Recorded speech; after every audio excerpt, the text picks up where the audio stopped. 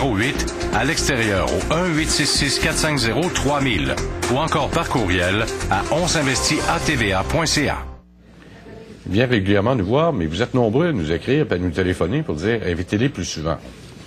On essaie de l'inviter régulièrement, puis il accepte toujours en plus. Richard Boudreau est président d'Exploration Orbite. Il est avec nous. Monsieur Boudreau, bonjour. Bonjour, M. Gagnon. Bon. Il y a 2 semaines, on a fait une analyse de votre site un peu, puis ça vous a surpris un peu de la façon qu'on l'a dit. Techniquement parlant, votre site s'en va en bas. Quand on regarde ça au niveau technique strictement. Je pense que ça n'a pas fait de votre affaire. Je suis pas certain que ça représente le tangible de la société. Ben, c'est ça le problème, parce que là, on est dans une période de perturbation, perturbation boursière. Là, vous êtes chanceux, aujourd'hui, vous gagnez 23 cents dans un marché qui est ultra baissier. Alors, mais depuis mai, ça a de la misère un petit peu, ça baisse. Est-ce que vous pensez que les investisseurs sont trop impatients par rapport à ce que vous avez mentionné, même si vous êtes à temps dans tout le calendrier que vous nous avez parlé déjà, même au mois de janvier? Mais effectivement, on est à temps dans toutes les étapes du calendrier. Les nouvelles sont excellentes. Le fondamental ne peut pas être mieux qu'il est là. Cependant, on est pris dans une économie qui est baissière. Une économie qui ne fait pas énormément de grands progrès. Donc, on est pris un peu dans cet ascenseur-là. Cependant, nous, on est tous très confiants à l'intérieur de la boîte. On a tous nos actions et puis on est prêt à prendre avantage des actions quand le marché va reprendre. Bon, alors, ce qui est épeurant un petit peu, c'est que votre entrée en bourse de Toronto, non plus sur la bourse croissance, soit retardée parce que votre site a trop baissé. Est-ce qu'il y a un danger? Est-ce qu'il y a quelque chose? Là, vous avez émis un communiqué justement ce matin où vous étiez à quelques pas seulement de faire votre entrée à la Bourse de Toronto. Et ça semble avoir rassuré parce que votre titre gagne 23 cents dans le marché baissier. C'est un peu ça aussi qui est en train de se passer. Ben, on a dit au début de l'été que c'était notre objectif de rentrer dans le marché à ce temps-ci de l'année. Et puis, effectivement, on est en train de le faire. Donc, on est en train de démontrer que tout ce qu'on a dit, on l'a réalisé. Puis, c'est vrai jusqu'à date. Puis, ça devrait être vrai dans le futur aussi.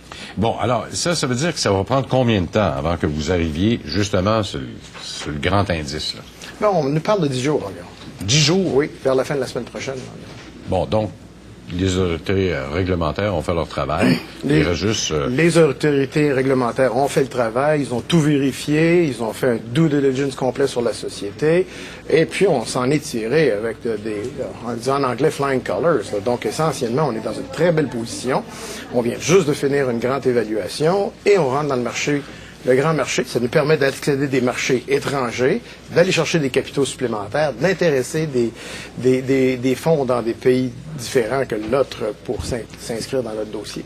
Donc, dans une très belle position. Sans le TSX, c'était difficile d'aller chercher l'argent nécessaire. Pourtant, vous avez émis des titres de dette, puis vous n'avez pas eu de difficulté à vendre votre salade. Non, effectivement, on vient de finir une ronde de 106 millions si on inclut les bons. En plein milieu de la crise, et puis on l'a vendu en l'intérieur de 2 heures. Elle était oversubscribed là, par un facteur 2. Donc, ça a très, très bien été. Ça continue bien aller dans ce sens-là aussi. Et en plus, vous avez reçu les autorisations nécessaires du ministère des Ressources. Ça, c'était une autre nouvelle qui est sortie il y a à peine une semaine et demie. Exact. Et donc, les bonnes nouvelles se multiplient. On est à date dans tous les éléments. On est à date sur les bacs miniers, on est à date sur la production. On a quand même une grande quantité de matériaux qui ont été produits à l'unité de CAPTCHA. Les choses vont terriblement bien. Vous avez même changé votre site Internet, en plus. Il faut évoluer avec le temps. Bon, alors, la suite des événements, c'est quoi exactement? Ben, pour l'instant, la suite des événements, c'est qu'on fait une étude de faisabilité qui devrait être perçue pour la fin du printemps. On parle de la fin d'avril, essentiellement. Ça, c'est l'usine pilote, ça? Pour l'usine pilote. Okay. Pour l'usine de production d'alumine métallurgique qui va avoir lieu en 2013. En 2012, l'année prochaine, on devrait commencer la production en milieu d'année, même un petit peu avant le milieu d'année, même au printemps, puis on va finir la croissance de l'entreprise au milieu de l'année, pour produire de l'alumine de spécialité et être en production, donc, pour cette période-là de l'année, tel que prévu selon le plan.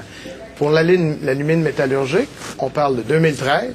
On devrait y être en 2013, en mi-2013, pour la fabrication dans la deuxième moitié de l'année et commencer à avoir des revenus à partir de l'alumine métallurgique aussi. Bon, ça, c'est le gros de ce que vous allez faire, sur l'alumine métallurgique. Exactement. Parce que c'est ça qu'on aura de besoin chez Alcan ou encore chez Alouette de l'autre côté, oui. Avec qui vous avez une entente toujours. Tout à fait. En plus de ça, depuis ce temps-là, on a eu beaucoup d'intérêt qui vient des alumineries extérieures au Canada. Donc, on a eu beaucoup de visites. On travaille avec eux dans différents projets.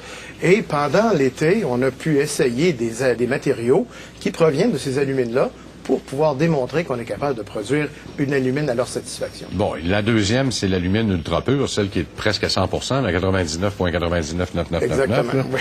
Parce qu'on fait les 5N, c'est quand même passé de 15 $ le kilo à presque 400, là, on est autour, là. On est autour de 400. Bon, ça sert à en quoi? Moyenne, l'ultra pure, ça sert à quoi, ça? C'est pour faire des fameuses lumières LED. C'est un substrat pour faire les lumières LED. Les lumières LED, c'est présentement, 5 à 10 % du marché des lampes. Okay. Mais pour l'an 2020, on parle que ça va être 50 % de tout le marché. Ouais, mais de toute façon, au Canada, ça va être interdit. De toute façon, les lampes incandescentes, là, alors on va s'en aller au LED. On est obligé d'aller au LED. C'est un marché qui est très, très gros. Et c'est pour ça que le prix de l'alumine a augmenté, parce que c'est un matériau nécessaire pour faire ces lumières LED-là. Oh, ça va mieux que le lithium. Le lithium, il a fait le contraire. Pourtant, on disait que le lithium... Il y a les terres rares également, parce que là, vous êtes aperçu à un moment donné qu'il y avait d'autres choses dans la terre. Oui. Donc, vous allez à la valeur ajoutée. Là. Tout à fait. Et dans les terres rares, qu'est-ce qu'on a là-dedans? Parce que je pense qu'il y a un liant spécial pour l'aluminium en plus, à l'intérieur de ça. Là. Le scandium, qui est un matériel qui est extrêmement difficile à obtenir, qu'on l'appelle généralement le unobtainium. Et ce matériel, le scandium, est un matériel qui se lie avec l'aluminium pour faire un matériel aérospatial de très haute valeur ajoutée. Donc, il pourrait avoir une importance grandiose pour l'industrie d'ici, dans l'aérospatial. Bon, alors, quand on parle d'aluminium aérospatial, donc fabrication des ailes, fabrication de la carlingue, on s'en sert également pas strictement, on parle beaucoup d'aérospatial, mais ça sert pas strictement qu'à ça non plus. Non, effectivement. Tout l'aspect de la nouvelle énergie, les nouvelles batteries, les moteurs pour les éoliennes sont fabriqués à partir de matériaux rares. Votre ordinateur, l'écran de l'ordinateur est produit avec des matériaux rares. Et on va produire ces matériaux-là. On parle du dysprosium, néodymium, un ensemble de matériaux. Et notre procédé nous permet de les extraire sans un coût additionnel. Ah donc, oui, et puis ça se fait au fur et à mesure. Exactement. On planifie en 2013 d'être un des plus grands producteurs au monde, sinon le plus grand producteur au monde au moins en Amérique du Nord, si c'est de terres rares, et d'être un des premiers producteurs sur le marché avec une technologie qui fonctionne déjà. Là, vous avez une grande zone, en tout cas, là, il y a une portion strictement qui est mise en exploitation, est-ce qu'on peut le dire comme ça? Absolument. Pour l'usine de traitement qui est, là, c'est l'usine de préparation. Oui, c'est une usine de préparation et de mise en place et de fabrication d'alumine. Bon, alors celle-là là, que l'on voit là, présentement à la télévision, c'est l'usine de production d'alumine métallurgique. C'est à 28 000 pieds carrés, mais là, ça va servir pour d'autres choses. Effectivement. Mais c'est une usine, c'est l'usine pilote qui va devenir l'usine de production d'alumine de spécialité à partir du milieu de l'année prochaine. L'usine métallurgique va, elle, coûter environ entre 400 et 500 millions de dollars. C'est vraiment des sommes importantes. Et va être une grande usine qui va être située entre Murdochville, Grande-Vallée et Madeleine et qui va pouvoir produire quand même une quantité d'environ 500 000 tonnes par année d'alumine métallurgique. Donc, qui représente environ 10 % du marché québécois. Bon, alors quand on parle de 500 000 tonnes d'alumine métallurgique, il en sort combien de barres au bout de ça? Parce que ce qui est important de savoir... 250 000 tonnes. 250 000 tonnes. Il faut diviser exactement par deux la quantité d'alumine. Exactement. Donc, cette argile-là est à haute teneur en aluminium quand même. Là. Tout à fait. Une forte teneur. On parle de 25 à 30 % dans des segments de haute densité. Ça nous permet de pouvoir ressortir énormément de matériel. Il faut comprendre que nous, du terreau de la région où on est, à Grande-Vallée, on ressort 90 % du matériel. On ressort du silicone pour faire des applications optiques. On ressort l'alumine pour faire l'alumine métallurgique. On ressort le fer pour faire un hématite pour les moteurs électriques, pour les nouveaux moteurs roues et des technologies avancées de moteurs. Et on ressort aussi du magnésium. Donc, 90 % du matériau qui est dans le sol, on le retire. Donc, l'impact écologique est fantastique parce qu'on n'a pas de pollution à remettre dans le procédé. Ben, en tout cas, je vais vous faire une promesse à vous, chers auditeurs, puis je vais vous demander la permission, on ira voir votre usine au printemps. Oh, ben, ça me ferait un grand plaisir. Ça nous fera plaisir. On vous revient dans un instant. Merci.